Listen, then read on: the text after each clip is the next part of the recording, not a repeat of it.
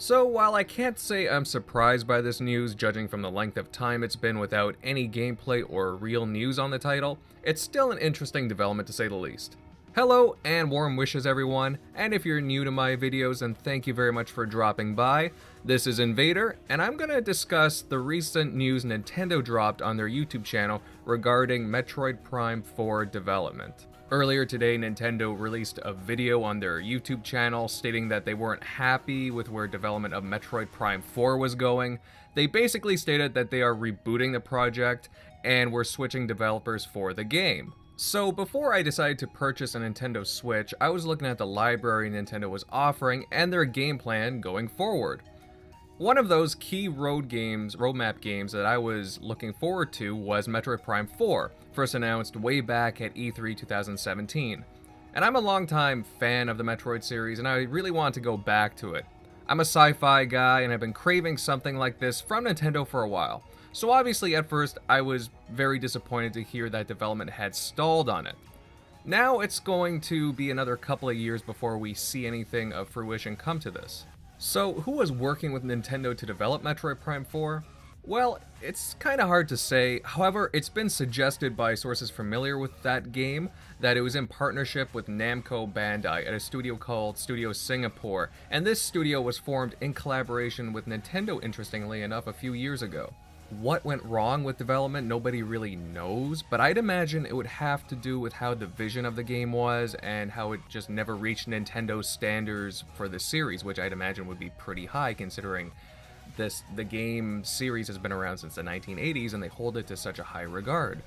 Now, Retro Studios, the original developer of the previous 3 installments of the series, have been tasked to work on it, which in my opinion is a very smart move. Obviously, they're familiar with the franchise and have a pretty good idea of what to do going forward with it. Obviously, Nintendo have a lot of faith with retro games to come in and to save the day from here, getting to that quality that Nintendo is striving for in a Metro title game. You know, that's a very good thing. And now, I have to give Nintendo credit where it's due. I'm happy that they are being a bit transparent with this process. Obviously, they knew a lot of people were looking forward to this game. That, and they're continuing on with the project. A lot of companies probably will have just canceled development entirely and shelved it. However, I'm also not seeing the same discourse or resentment online that Microsoft or Sony would get flack for from other outlets and fans alike. Microsoft have been noteworthy for holding back titles such as Crackdown 3 because it didn't meet their standards and got grilled by the media because of it.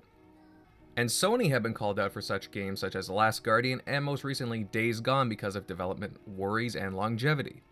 I know it's early on with news relating to this story, but I can't help but think that the media and fans alike are already giving Nintendo a bit of a pass because, well, it's industry darling Nintendo.